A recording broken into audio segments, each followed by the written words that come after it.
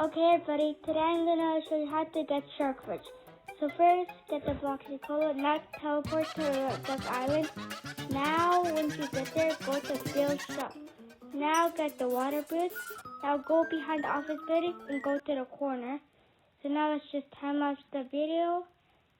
But once you get to the corner, you will see there's a light blue square.